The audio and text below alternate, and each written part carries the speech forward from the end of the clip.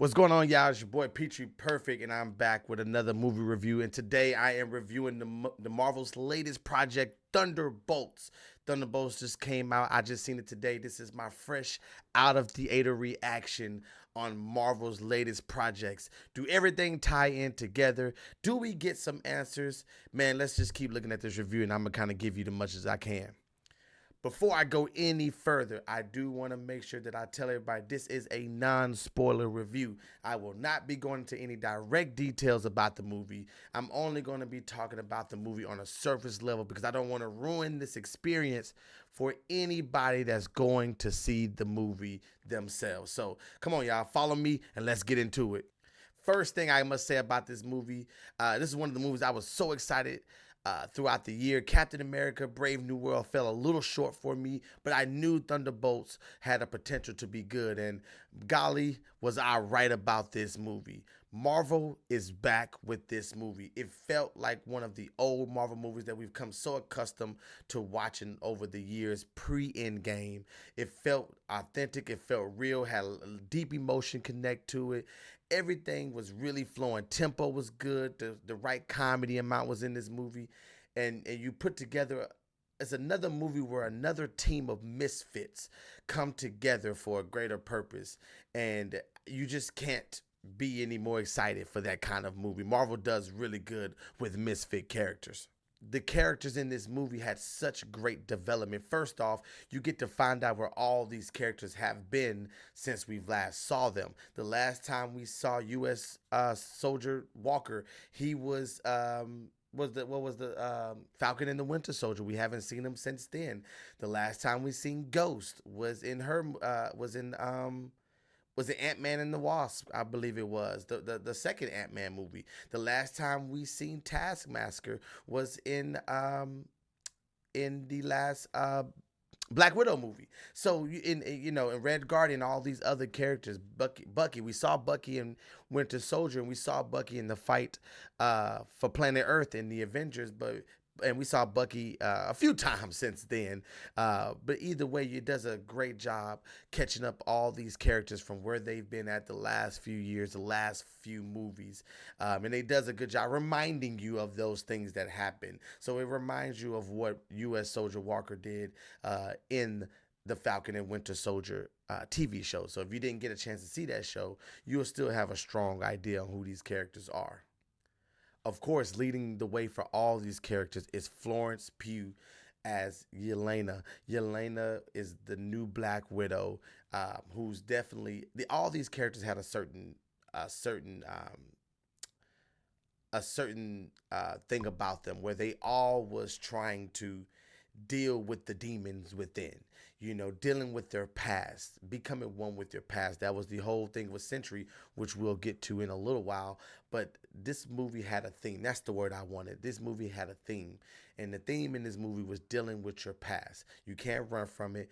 You can't hide from it. You can only embrace it and be better than what you are. And this movie definitely does sit on that. And so that's why this movie had great character development with Florence Pugh leading the entire charge. The beginning of this movie, like I said, does a really good job of setting up all the characters. Of course, you have different characters that's coming from different parts of life who some know about each other, but for the most part, they all heard of one another, but they don't really know much about one another. So, of course, everybody is the lead. Everybody knows what they want to do. Everybody likes to do things on their own. So watching them come together as a team from where they started in the beginning of the movie to where they came out to the end of the movie, it was definitely something to see. Of course, what is the one thing in a movie like this, in a movie of misfits, in a movie of villains and anti-heroes, what do you have to do? You have to bring on a threat that's bigger than all of them combined. And that's where we bring in Sentry.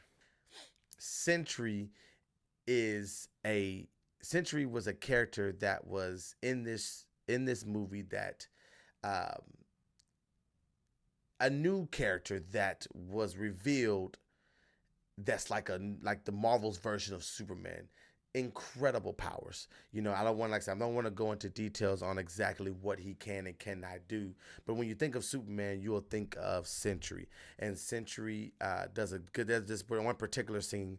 Like I said, no spoilers, but there's this one particular scene that I absolutely enjoyed in this movie where all of the Thunderbolt team is going up against Sentry, and you really get to see how powerful he is. Like, there's no way you're gonna stop this dude just by physical force. And if you all seen the trailers, you all see the Sentry also is the Void, where the Void can turn people into basically black ashes. So, but just by waving his hand like that, poof, you're gone. You're ashes. So that gives you a strong idea on how powerful that this character is. So of course they had to get a little creative in stopping Sentry. The Sentry character for me is really exciting moving forward, because you would think that you would just need this character only to take on Doom in Avengers Doomsday, but I know Doctor Doom is going to have something. I mean, he's all powerful, almighty. Doctor Doom is going to have something to eliminate the Sentry threat, because if he didn't, this fight would be over like that and it wouldn't be a movie. So we know Doctor Doom is going to have something, but it's going to be really interesting to see how they handle a character. Sometimes with a character so powerful, just like this is always the problem with Superman, he is so powerful that it's hard to find villains and stuff, because if this character does not hold back, he's not going to lose many fights. Superman's problem is that he holds back. And so it'd be interesting. And no spoilers, but they do have a way to hold Sentry back. And when you all go see the movie, let me know in the comments what you thought about that particular way. For those who don't know, I don't feel like this is a spoiler in saying this, but for those who don't know, the name of the movie is Thunderbolts. But if you look at all the advertisements and all on the movie posters and all that, it has Thunderbolts and it has an asterisk. That asterisk meaning that is not the final name of the movie. So one of the biggest questions going into this movie was, what are they going to change the name to? What is going to be the new name of the Thunderbolts movie moving forward? And they do reveal the name of the movie. Of course, I'm not going to tell you what it is here, but when you do see it, please, please, please do not ruin it in the comments for someone who hasn't had a chance to see the movie. But they do reveal the new name, and to me, it was a little underwhelming. And when y'all see the name, we can have a conversation about it. When I first seen the new name, I said this is underwhelming. But I will give the movie a lot of credit, because they do address the name of the movie in the post-credit scene, which we'll get to in a little. Another reveal in this movie is that we finally find out who bought the Avengers Tower. That has been one of the biggest Marvel mysteries since they were packing up in what was it, Spider-Man? I think it was the first. Was it Homecoming? I think it was Homecoming. It was when he fought. Yeah, because that's when they fought the Vulture. They were taking the equipment from there and stealing the stuff. And so yes, we been trying to figure out ever since that movie who bought the Avengers Tower, and we finally got that reveal in this movie. So that was pretty cool as well. Now on to the post-credit scenes. This movie has 2 post-credit scenes, 2. So make sure that you stay for the entirety of the credits. You have the first post-credit scene, which is a funny post-credit scene. It's just a play on something that was mentioned earlier in the movie, like Marvel likes to do. It has really nothing beneficial to the story. It is quite funny. To me, I don't think it was one of the better funny post scenes, but nonetheless, it's just a comedy post scene. And then you get into the second post-credit scene. The second post-credit scene is probably one of the better post-credit scenes that we've had since post-Endgame. Now, if you feel like, I would like to know if you think, let me know what you think is the best post-Endgame post-credit scene in the comments below. But to me, this is one of the better ones. I can't think of all of them. Maybe Shang-Chi when we thought we were going to go that direction with Kang. That was a great post-credit scene, but this one for sure is a great post-credit scene. One, they actually address the name that they are now calling themselves, and it asks the same questions. Thank you, Jesus. They asked the same questions that I was asking when they revealed the new name. I was like, but wait, how is that? But wait a minute, but ain't that? But okay, but and they address it. So I so thankful for the movie for doing that. But then they also make a huge reveal that is going to directly tie us into Avengers Doomsday. This and it's going to have to do with the next upcoming movies, because I think after this we have Fantastic Four and then we have Avengers Doomsday, guys. So we're almost to the big time Avengers movie. But the post credit scene of this one really does give you a lot of insight on what's about to happen, and it's really exciting. It was like 10 people in my theater because we went to see it so early, and everybody was clapping and cheering. So it's going to be an exciting next 12 months. So please stay for the credits. You have to see this post credits.